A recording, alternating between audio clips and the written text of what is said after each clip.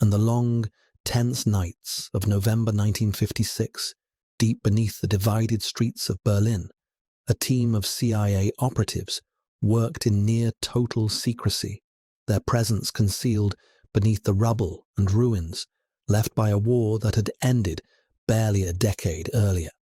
The city, split between East and West, stood as a symbol of Cold War confrontation, a place where every shadow and whisper might carry the weight of global stakes.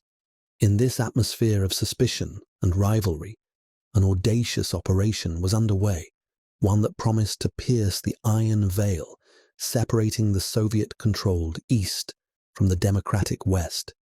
The project, known as Operation Gold, centered around a tunnel stretching nearly 1,500 meters from the American sector in West Berlin into the heart of Soviet territory in the East.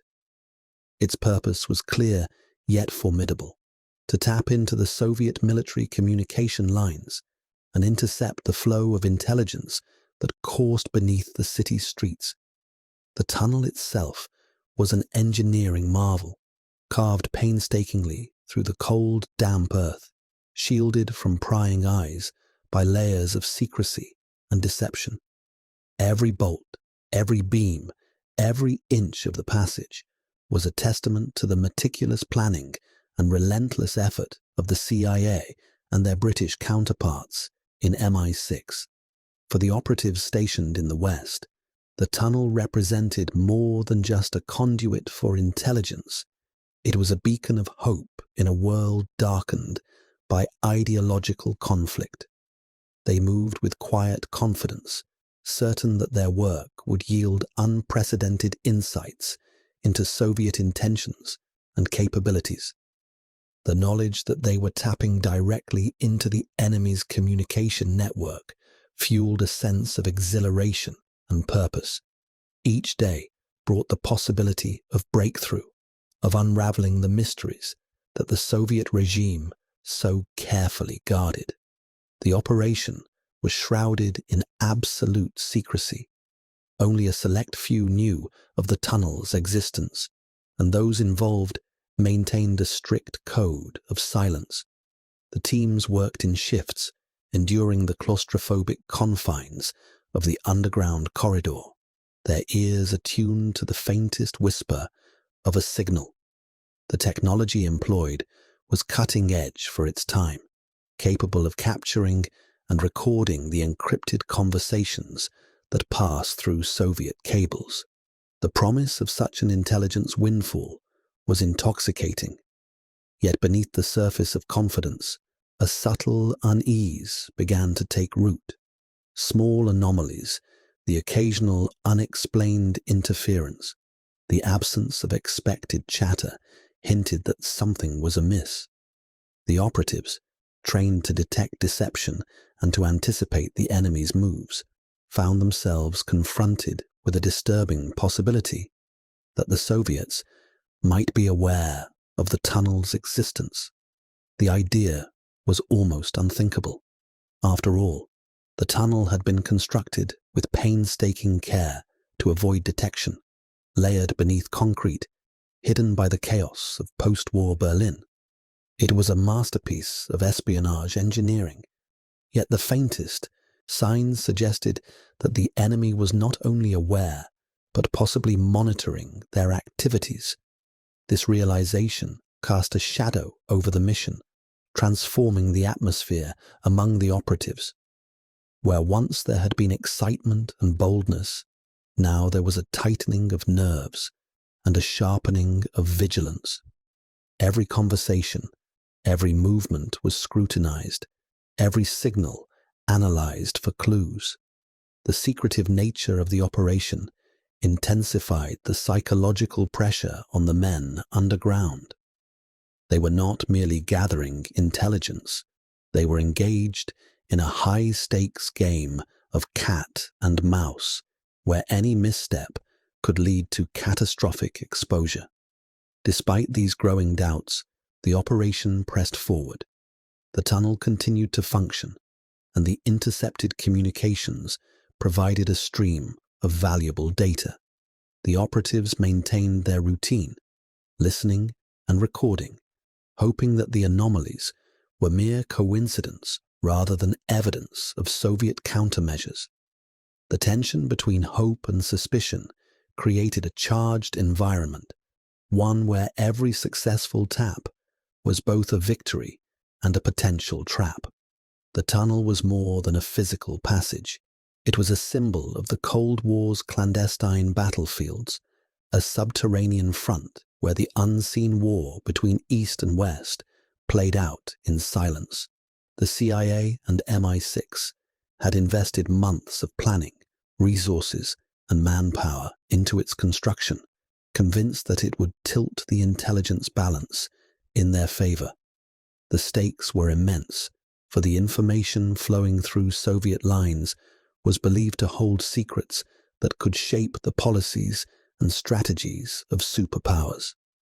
In the cramped confines of their underground stations, the operatives formed a tight-knit community, bound by shared purpose and the weight of secrecy. They relied on one another for support as they faced the psychological strain of operating in such a precarious environment. The physical discomfort of the tunnel dampness, darkness, and the ever-present hum of machinery was compounded by the mental strain of knowing that detection could mean disaster. As November wore on, the sense of foreboding grew. The operatives, once buoyed by the thrill of their mission, now grappled with the possibility that the Soviets were not only aware, but had managed to turn the tunnel operation into a double game. Yet, no concrete evidence surfaced to confirm these suspicions, leaving the men in a liminal state of uncertainty. Outside the tunnel, the city of Berlin remained a divided metropolis, scarred by war and shaped by ideological conflict. On the surface, life continued under the watchful eyes of Soviet patrols and Western sentries, but beneath the streets, the silent struggle for information raged on.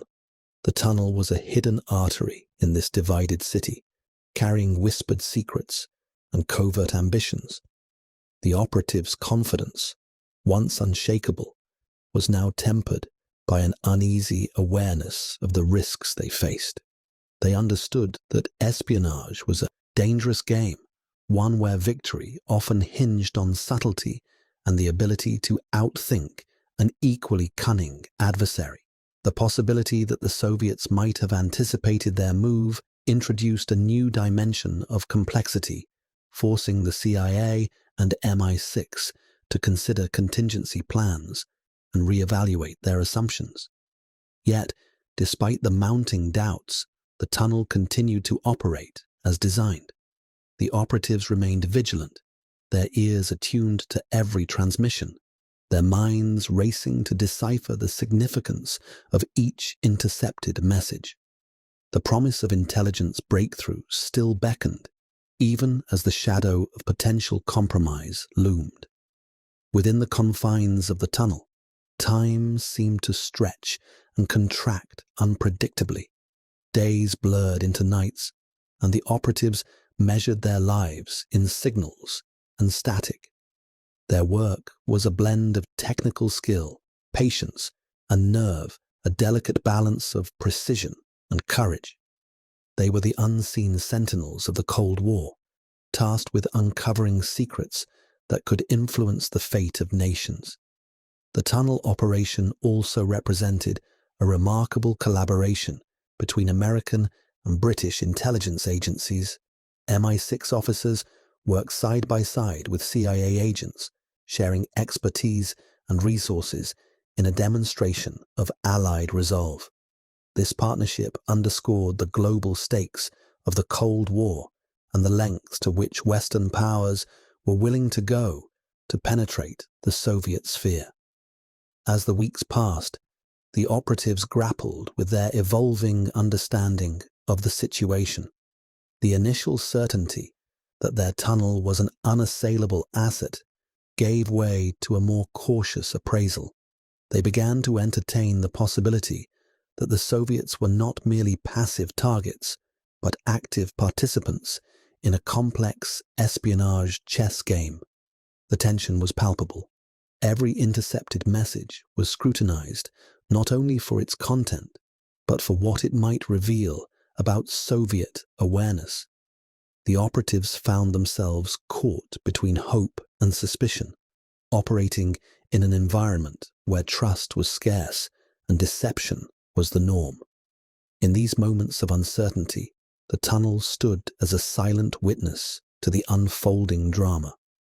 Its walls, lined with cables and recording devices, bore the weight of secrets and the hopes of those who had built it. It was a physical manifestation of the Cold War's shadow conflict, an underground battlefield where information was power and every signal could tip the scales.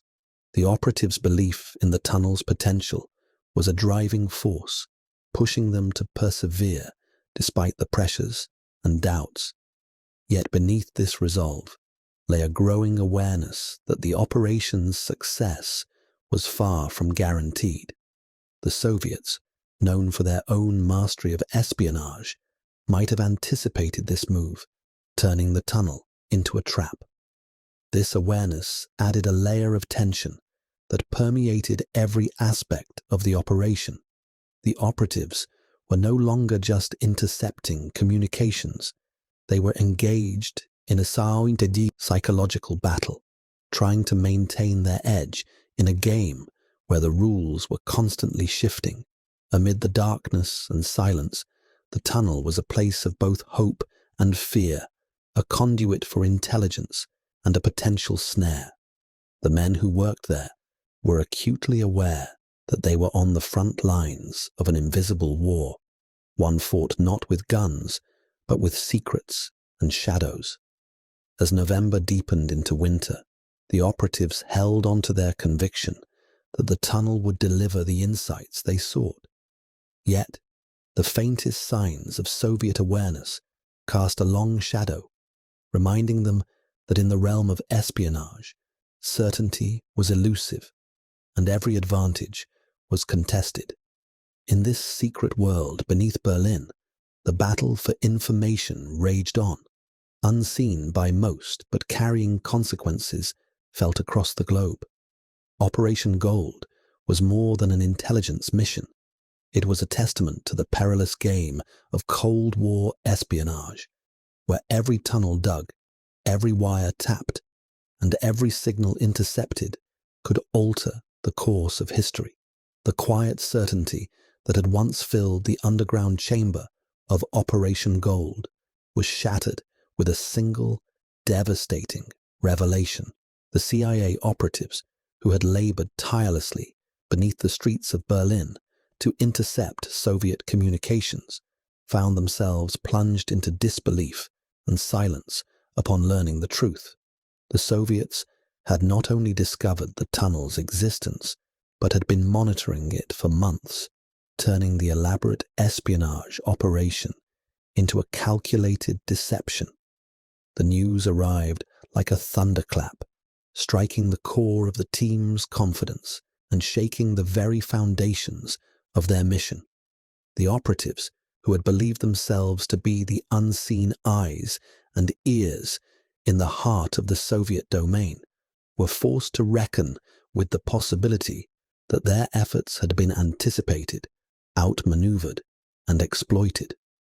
The tunnel, once a symbol of Western ingenuity and daring, was revealed as a stage in a far more complex game orchestrated by Soviet counterintelligence.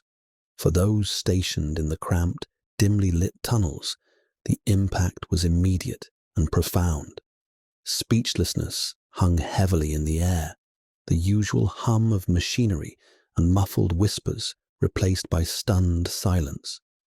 The men and women who had devoted months to constructing and operating the tunnel struggled to process the implications of this betrayal.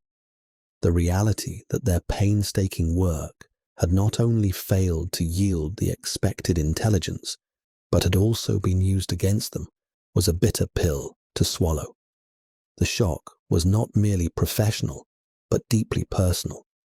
These operatives had been trained for resilience, for navigating the murky waters of espionage with a steady hand and clear mind. Yet, the revelation exposed vulnerabilities that no amount of preparation could have fully guarded against.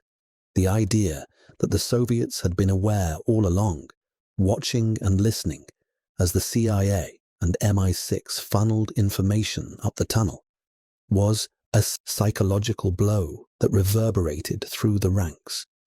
This realization unraveled the narrative they had clung to, that they were the hunters, the clever infiltrators striking at the heart of Soviet secrecy.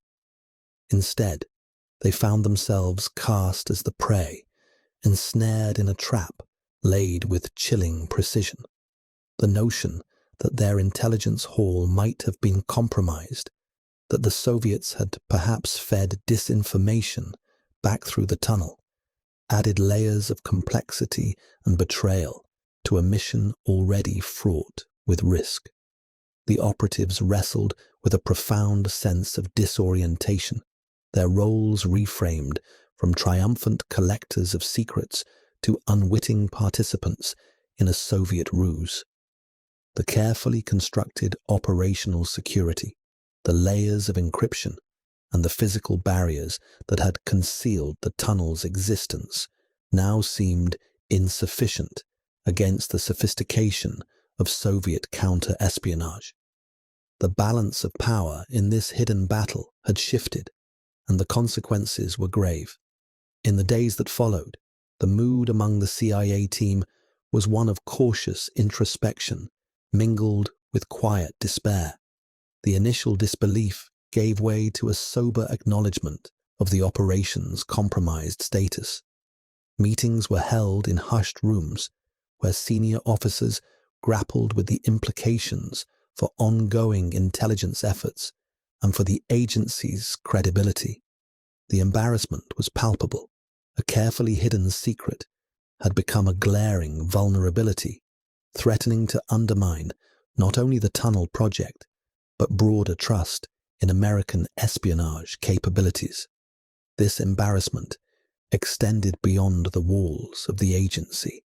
The revelation of Soviet knowledge of the tunnel called into question the effectiveness of Western intelligence methods and highlighted the cunning of Soviet counterintelligence. The CIA, which prided itself on its ability to outsmart the enemy, was confronted with a humbling lesson in the limits of its reach. The operation, once heralded as a triumph of ingenuity, now risked becoming a symbol of naivety and overreach. The psychological toll on the operatives was immense.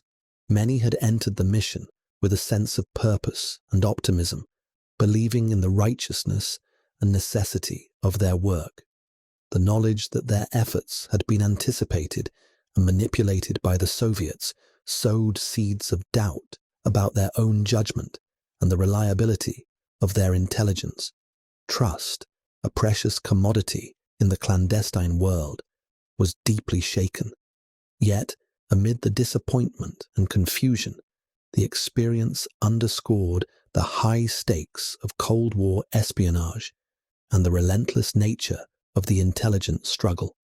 The Soviets' ability to detect and exploit the tunnel revealed a level of sophistication and patience that demanded respect, forcing the CIA to confront the reality that intelligence gathering was not simply a matter of technical prowess, but also of psychological acuity and strategic foresight.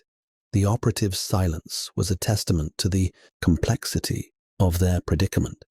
Words failed to capture the mixture of frustration, humiliation, and grudging admiration for an adversary who had turned their boldest move into a carefully controlled game. The emotional weight of this moment underscored the human dimension of espionage, a domain often imagined as cold and impersonal, yet deeply influenced by fear, pride, and resilience. As the truth settled among them, the operatives began to reassess every aspect of Operation Gold. The tunnel, once a straightforward conduit for gathering intelligence, was now understood to be part of a Soviet double game. The Soviets had allowed the operation to continue, not out of ignorance, but as a means of controlling the flow of information and potentially feeding false intelligence back to the West. This strategic patience and manipulation added a layer of irony and complexity to the entire endeavor. The knowledge that the Soviets had been watching, perhaps even guiding the operation from the shadows, was a stark reminder of the chess-like nature of Cold War espionage. Every move carried risks and counter-moves, and the tunnel was but one piece on a vast board where deception and counter-deception were the rules of engagement. The operatives now faced the daunting task of disentangling fact from fabrication, of discerning how much of their intercepted intelligence was genuine and how much was part of a Soviet ploy. Within the CIA and MI6, the revelation sparked urgent discussions about operational security and the need for more robust counterintelligence measures. There was a growing recognition that the Soviets' capacity for surveillance and deception had been underestimated, and that future operations would require greater caution and innovation. The embarrassment of Operation Gold served as a catalyst for institutional reflection and change, influencing the evolution of espionage tactics in the years to come. Despite the blow to morale and prestige, the operatives maintained their professionalism. They continued their work with a renewed sense of vigilance, aware that the cost of failure in this invisible war was high. The psychological impact of being outmaneuvered was tempered by an understanding that intelligence work was an ongoing battle where setbacks were inevitable and resilience essential. In the quiet moments away from the tunnel's hum, the operatives grappled with the personal implications of their experience. The line between heroism and folly blurred as they faced the reality that their dedicated efforts had been co-opted in a larger, more complex game. The emotional weight of this realization lingered, a reminder of the human cost embedded in Cold War espionage. The CIA's discovery of Soviet awareness marked a turning point in Operation Gold. The initial confidence and excitement gave way to a sober recognition of vulnerability and the limits of intelligence gathering. The operatives were forced to confront the reality that in the shadowy realm of espionage, the enemy was not merely a distant adversary, but an equal participant in a dangerous dance of deception. This moment of reckoning underscored the precarious nature of intelligence work during the Cold War, where success and failure often hinged on subtlety, patience, and psychological insight. The tunnel, once a symbol of Western ingenuity, now stood as a testament to the complexities and perils of spying a silent witness to a game in which the stakes were nothing less than global security and ideological supremacy. Beneath the streets of Berlin, the tunnel stretched in silent defiance of the city's division. Nearly 1,500 meters long, it was an astonishing feat of espionage engineering, carved through soil and rubble to breach the barrier between West and East. The construction itself had been a colossal undertaking, demanding secrecy, precision, and relentless effort from the CIA and their MI6 counterparts. Every phase was meticulously planned, every detail scrutinized, as the Western allies sought to outsmart the Soviet apparatus entrenched in the heart of East Berlin.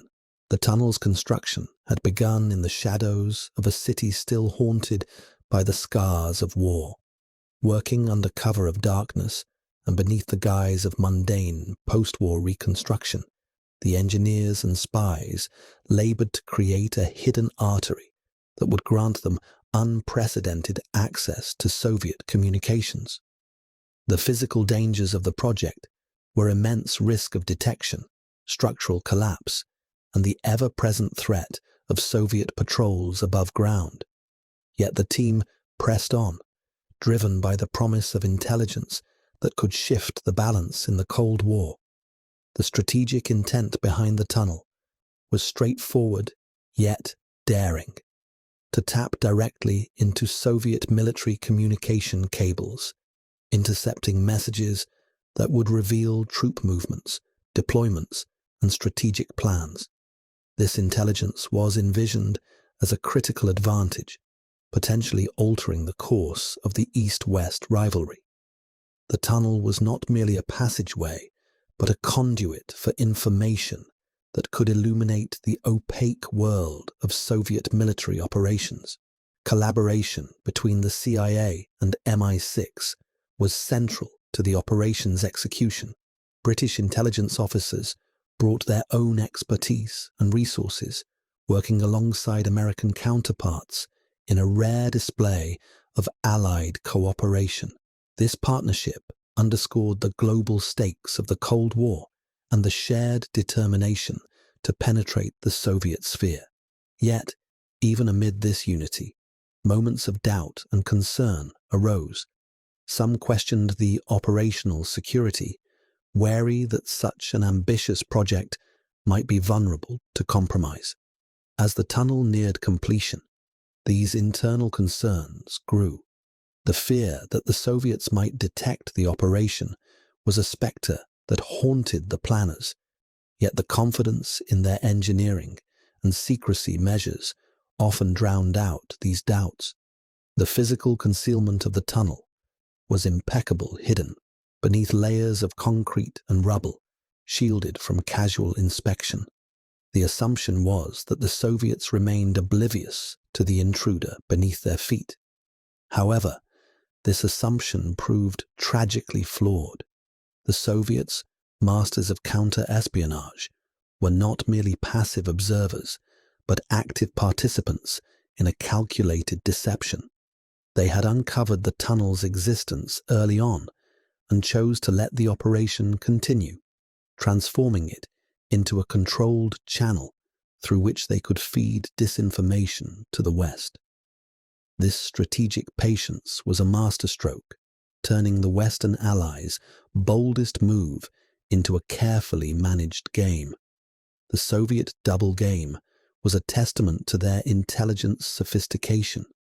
Rather than destroying the tunnel immediately and alerting the West to their awareness, they allowed it to function, monitoring every intercepted transmission and controlling the flow of information. This approach not only protected their own communications, but also sowed confusion and mistrust within Western intelligence circles. The tunnel became a tool of psychological warfare as much as a means of gathering data. Within the tunnel, the operatives remained unaware of this betrayal. They continued their work, listening to intercepted conversations, transcribing and analyzing data with the belief that they held a key to Soviet secrets. Their dedication was unwavering, fueled by the hope that their efforts would provide the West with a decisive edge. Yet, unknowingly, they were participants in a larger Soviet strategy designed to manipulate and mislead. The construction of the tunnel itself was a marvel of covert engineering. Starting from a corner of the American sector, the team tunneled beneath the Berlin Wall and into the Soviet sector, navigating the labyrinthine urban landscape underground. The work was grueling and dangerous, carried out in cramped conditions with limited ventilation and under constant threat of collapse or discovery. The engineers employed the latest technology, including specialized listening devices to tap into the Soviet communication lines without alerting their operators. This technical ingenuity was matched by the operational security protocols designed to safeguard the tunnel's secrecy. Only a handful of trusted personnel were aware of its existence, and communications were tightly controlled. The operatives underground worked in shifts, maintaining continuous surveillance over the tapped lines, confident that their concealment was foolproof. Yet, despite these precautions, the tunnel was a vulnerability waiting to be exploited. The British involvement added another layer of complexity.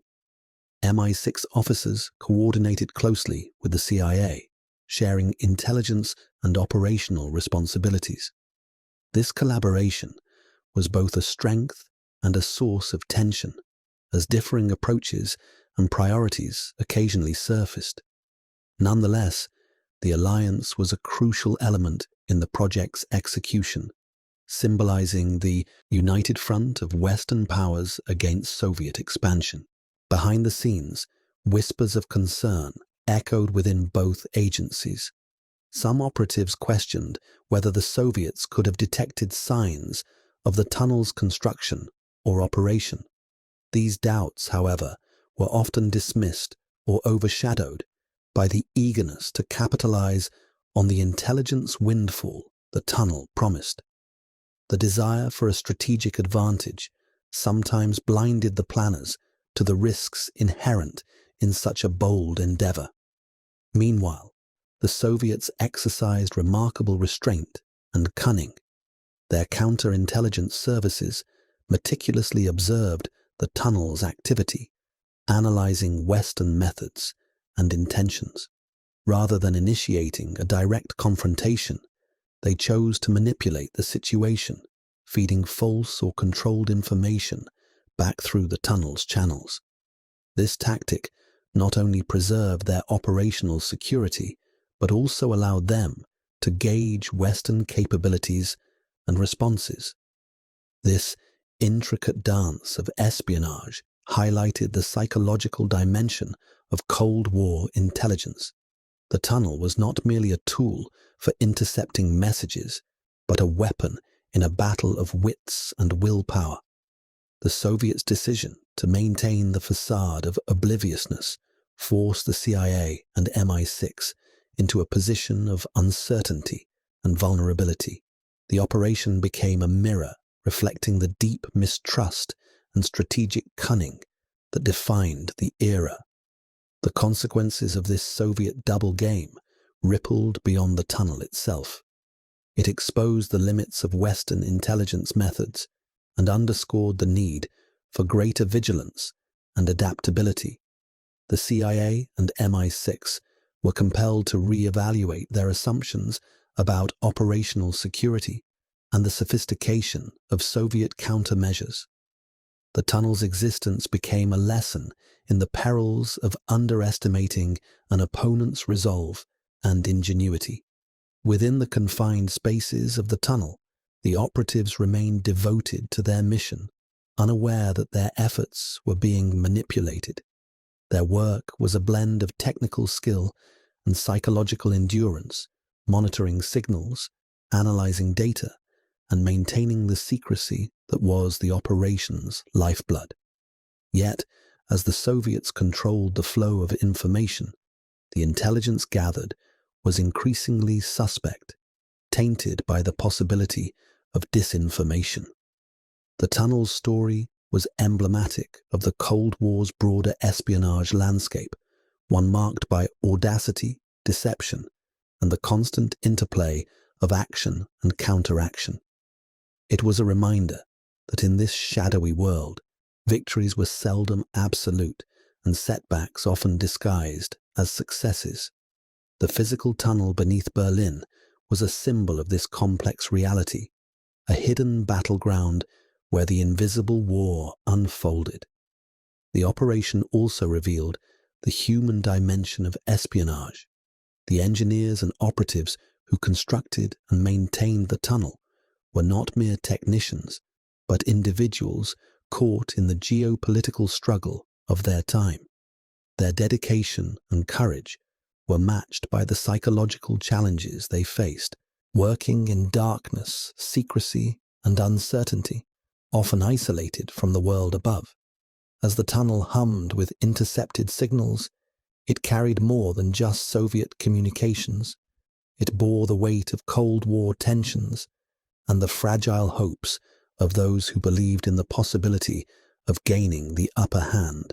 The collaboration between American and British intelligence, the skillful Soviet countermeasures, and the technical marvel of the tunnel itself combined to create a complex tapestry of espionage that continues to fascinate historians and intelligence professionals alike. In the end, the tunnel was both a triumph of ingenuity and a cautionary tale. Its construction and operation demonstrated the lengths to which the West would go to penetrate the Soviet bloc, while its manipulation by Soviet counterintelligence exposed the vulnerabilities inherent in even the most daring operations. The story of the tunnel beneath Berlin remains a poignant chapter in the history of Cold War espionage, a testament to the enduring interplay of ambition, deception, and the quest for hidden truths. The exposure of the tunnel beneath Berlin sent shockwaves rippling through the corridors of the CIA and allied intelligence agencies, transforming what had been a daring secret mission into a public spectacle of embarrassment and scandal. When, in April 1956, the Soviets themselves revealed the existence of the tunnel, the carefully guarded veil of secrecy was torn away, laying bare the extent of the operation and exposing the vulnerabilities of Western intelligence. The fallout was immediate, bitter, and far-reaching. Within the CIA, the revelation was met with a mixture of disbelief, frustration, and acute self-reproach. For months, the agency had operated under the assumption that their clandestine efforts were yielding invaluable information, unaware that the Soviets had not only detected the tunnel early on, but had been manipulating the operation to their advantage.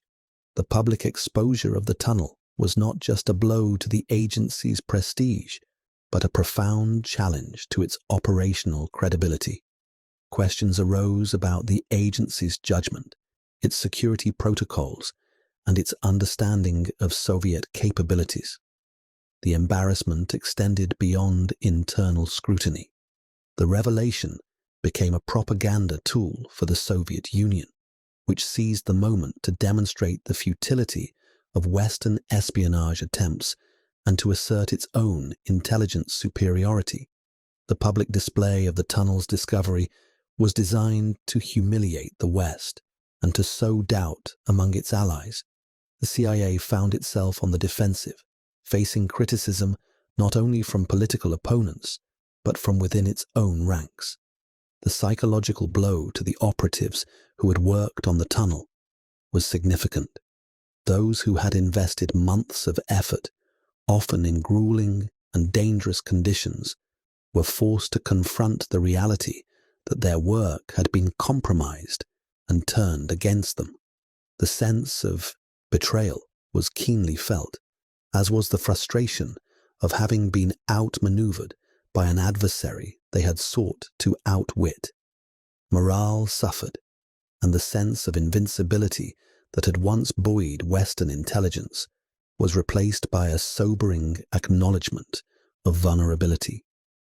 Beyond the immediate embarrassment, the exposure of the tunnel forced a broader reflection on the nature of espionage and counter-espionage during the Cold War.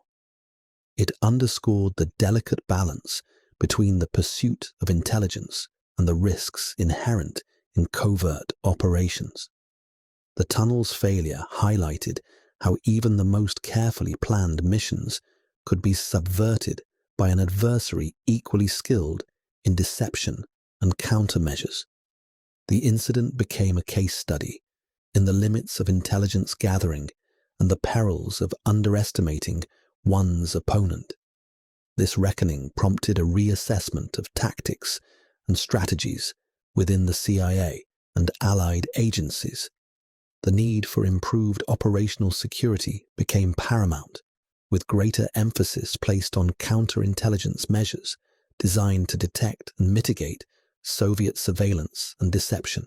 The tunnel episode served as a catalyst for institutional changes, pushing agencies to develop more sophisticated methods of verifying intelligence and guarding against manipulation.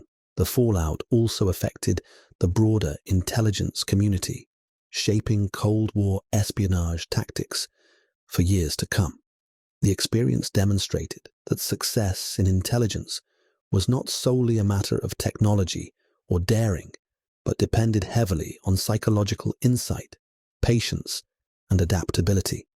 The tunnel's exposure reinforced the necessity of humility and caution in the face of a determined and capable adversary. In the months following the revelation, the CIA undertook a series of internal investigations to understand how the operation had been compromised. These inquiries delved into the planning, execution, and security protocols of Operation Gold, seeking to identify failures and to learn from mistakes. The findings illuminated gaps in communication, oversight, and risk assessment, prompting reforms aimed at preventing similar breaches in the future. The operation's exposure also strained relationships within the intelligence community.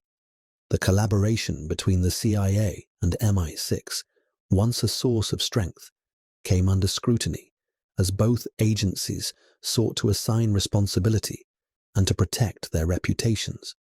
The incident tested the resilience of the Anglo-American intelligence partnership, highlighting the challenges of coordinating complex operations under conditions of extreme secrecy and risk.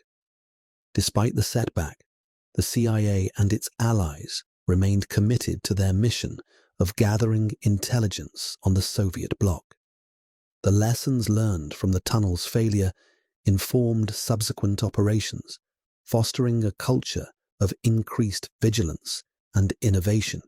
The agency recognized that the Cold War's espionage battles were ongoing contests requiring constant evolution and adaptation. The operation's public exposure also had political ramifications. It fueled debates within the United States and among its allies about the ethics and risks of covert operations. Critics questioned the wisdom of undertaking such audacious espionage missions, warning that the potential for international embarrassment and escalation was high. Supporters argued that intelligence gathering was essential to national security, even if it entailed significant risks. Within this charged atmosphere, the operatives who had worked on the tunnel grappled with their own reflections. Their experiences underscored the human cost of intelligence, work, the stress, the isolation, and the burden of secrecy.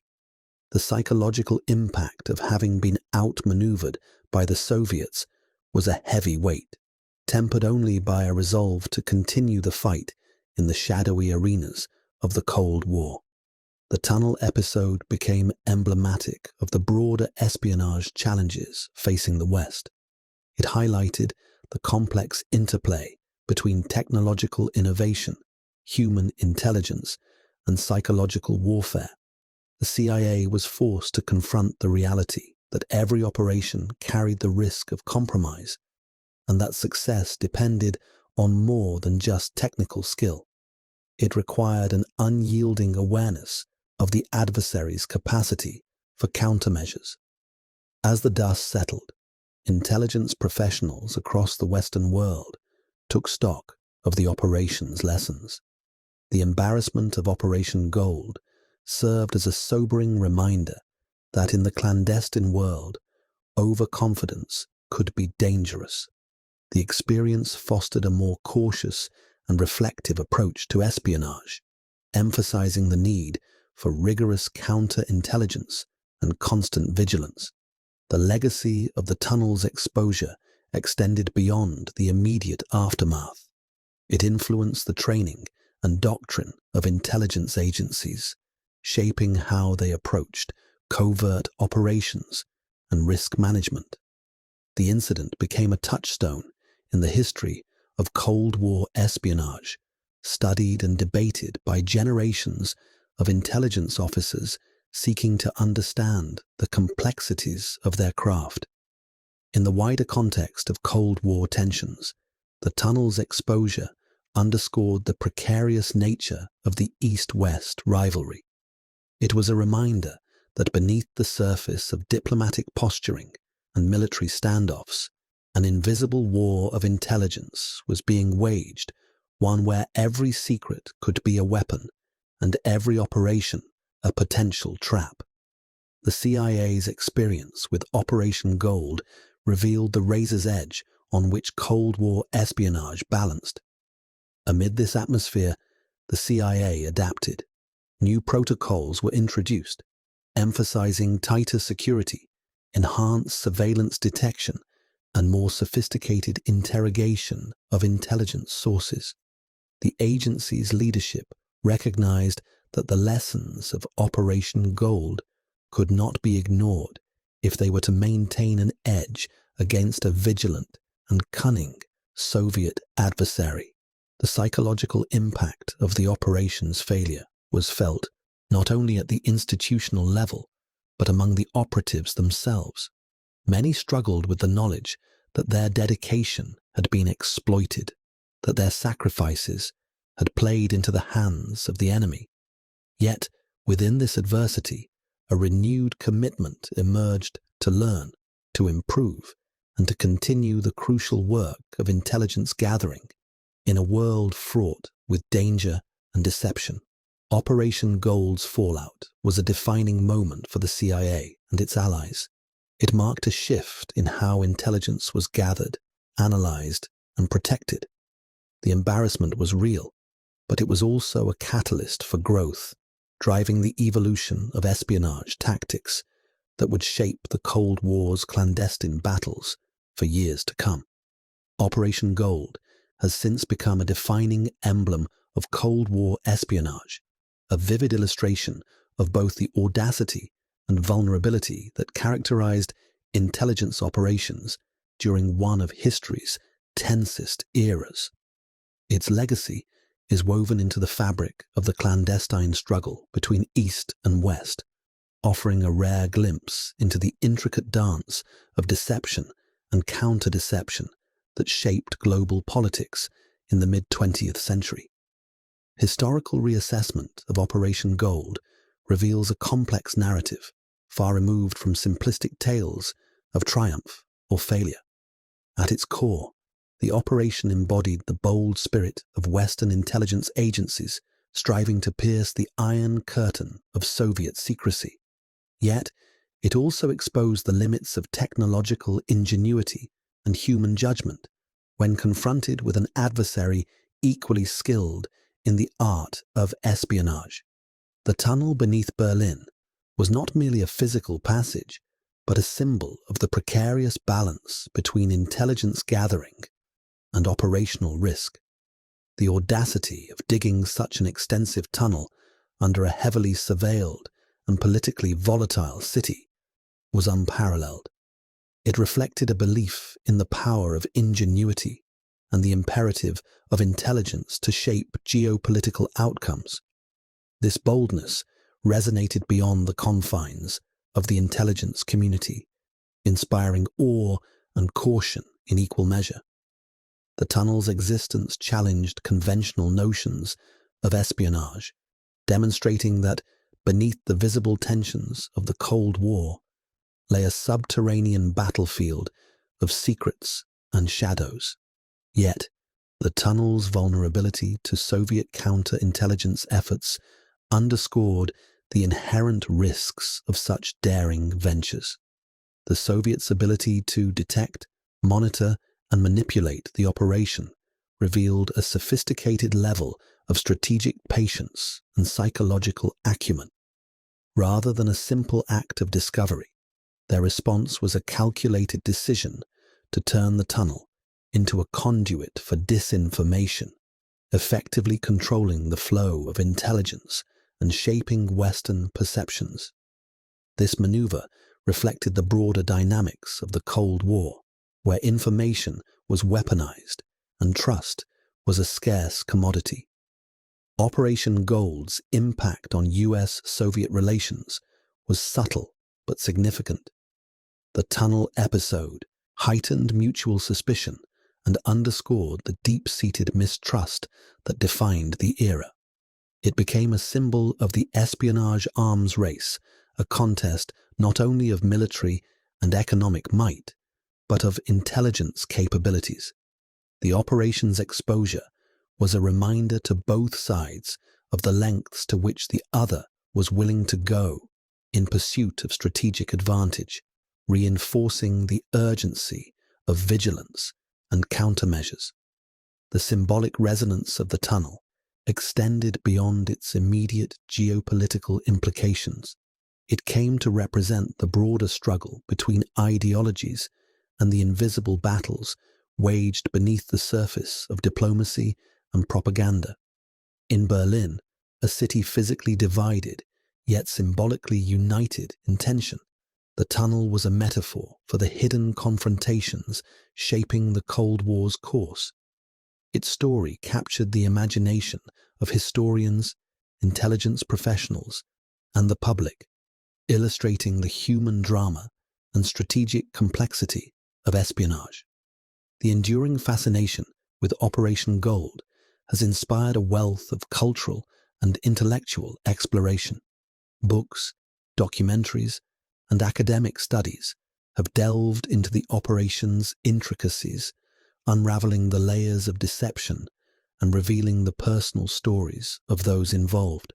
This ongoing engagement reflects a broader curiosity about the clandestine forces that have shaped modern history, as well as the moral and ethical dilemmas inherent in espionage. Central to the operation's legacy is its demonstration of the delicate balance between audacity and caution in intelligence work. The tunnel was a testament to human ingenuity and determination, yet also a cautionary tale about the costs of underestimating an opponent. It highlighted the necessity of humility and adaptability in the face of an ever-shifting landscape of threats and opportunities. For intelligence agencies, Operation Gold became a case study in the importance of integrating technical prowess with psychological insight and strategic patience. Beyond the agencies and operatives, the tunnel's story resonates as a reminder of the broader human dimensions of the Cold War. It reflects the fears, ambitions, and contradictions of a world divided by ideology, yet bound by shared vulnerabilities.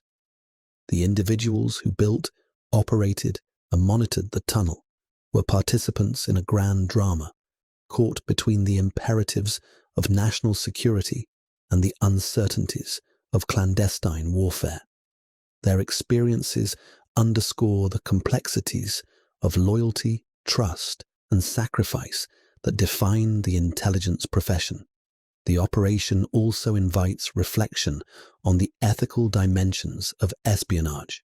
The use of deception, surveillance, and manipulation raises questions about the boundaries of acceptable conduct in pursuit of security. Operation Gold, with its blend of technical achievement and strategic subterfuge, embodies these tensions. It challenges observers to consider the costs and consequences of intelligence work, not only in terms of geopolitical outcomes, but also in human and moral terms.